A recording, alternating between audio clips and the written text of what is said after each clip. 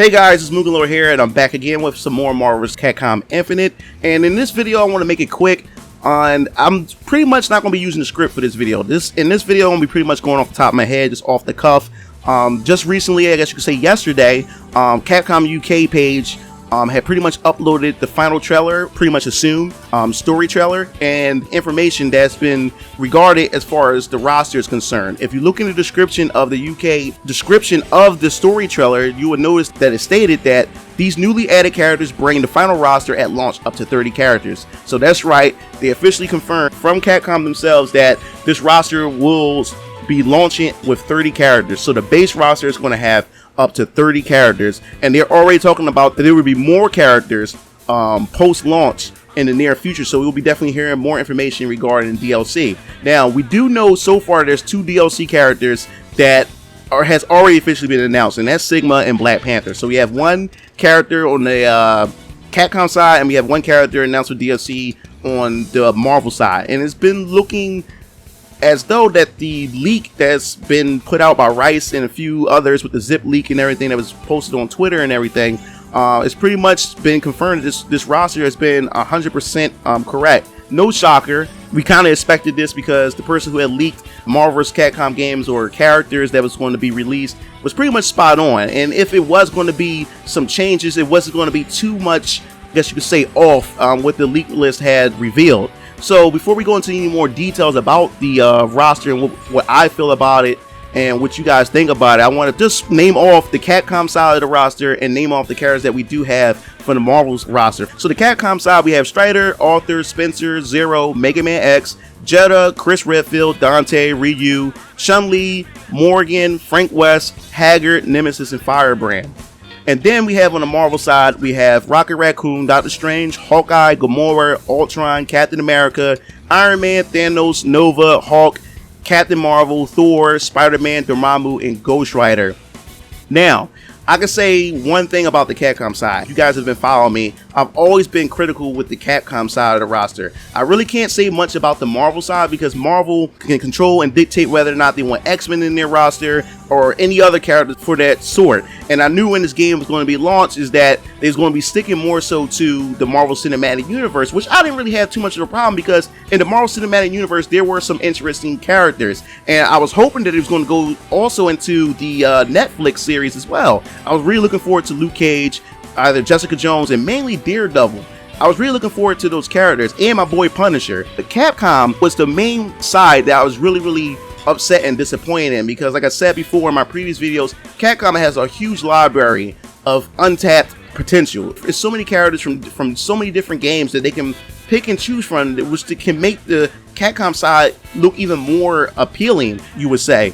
So the thing is, on Capcom side, as far as playable characters that I would find myself playing on the Capcom side, is more so Ryu. I really want to play Ryu, and Chris Redfield was my main in Marvel vs. Capcom 3 and Ultimate, so I'll pretty much be trying Chris Redfield and Ryu. Now Morrigan is looking quite interesting and appealing to me in this version for some reason. I don't know why.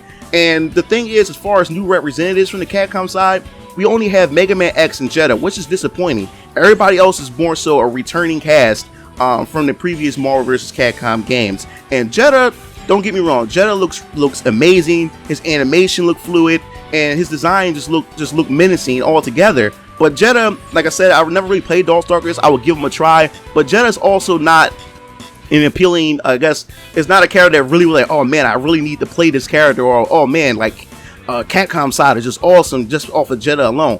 Everybody wanted Mega Man X, and people were dying to see a Mega Man X in Marvel vs. Capcom 3, and they finally got a chance to have him in this game. And Mega Man X does look awesome, but after playing him in the demo and seeing his combos and everything, I can already tell you right now that this character is also not for me. But I also want to say, hey, I guess congrats to the fans who wanted Firebrand, Spencer, Haggar, and Nemesis return. Like I said before, you can't get everything that you want. You can't get everything you wish for because you make some people happy while upsetting others, and if you try to satisfy others, then you have another group that's going to be disappointed.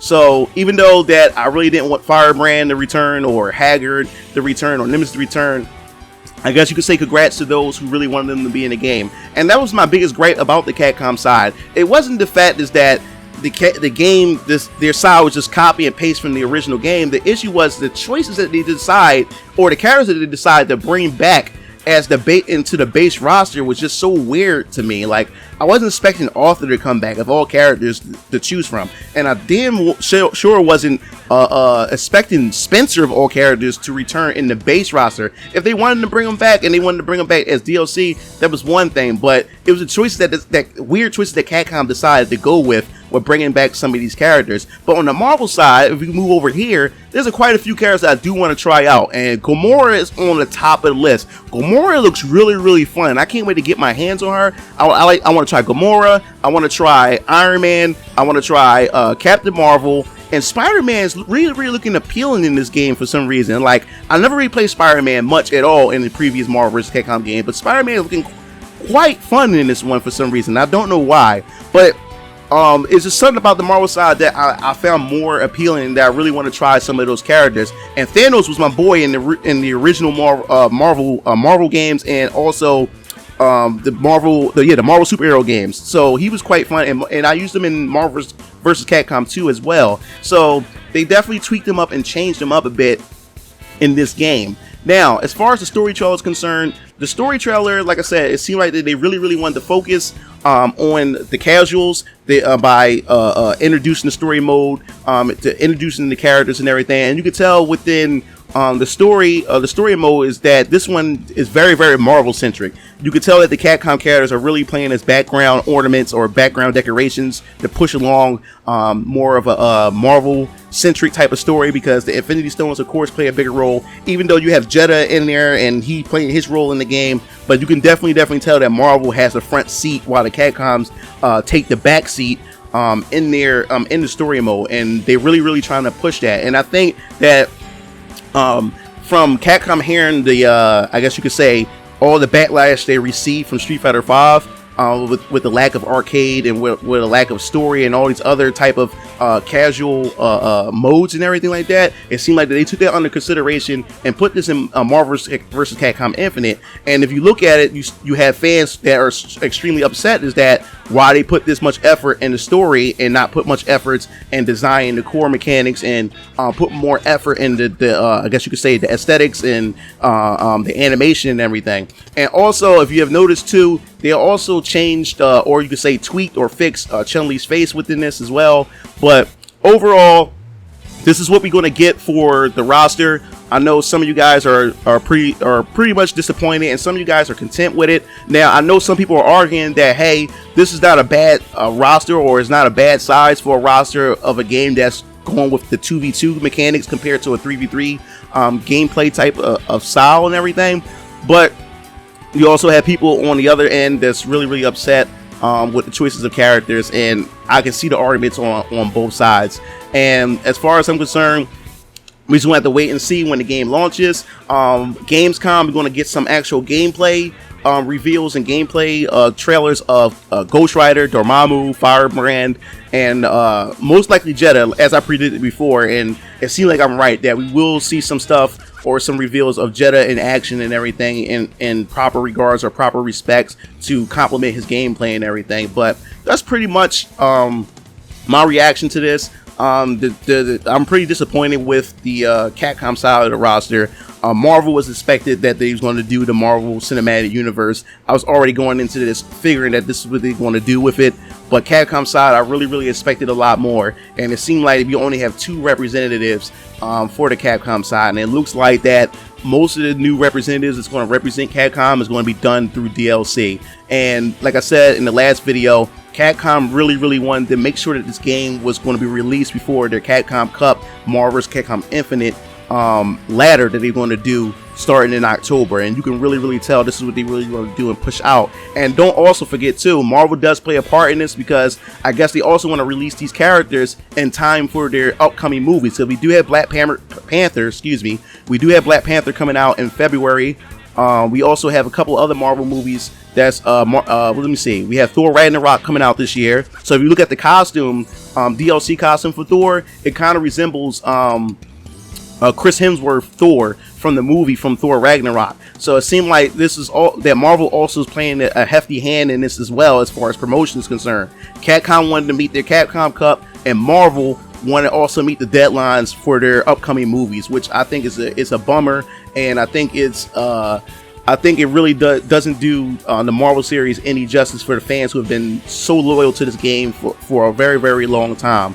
And we just want to have to wait and see how they're going to handle the DLC with the DLC characters and stuff. So that's pretty much it. I just want to hear what you guys think about this. Are you guys disappointed in the base roster? Is 30 characters enough to start off a base roster, especially with a game that's centered around 2v2? What do you are you looking forward to? Any? Let me know what characters are you looking forward to. Excuse me, from Capcom and Marvel, and what characters that you hope to see as DLC that's outside of the leak information. And that's the thing that really got me curious as well. Will we get any other characters besides what's in the leak? So that pretty much wraps everything up. If you like this video, make sure you like, favorite, share, and subscribe to my YouTube channel for more Marvel vs. Capcom Infinite videos. And if you like to have a topic for me to discuss, make sure you leave that in the comment section below. This is MugenLord signing off.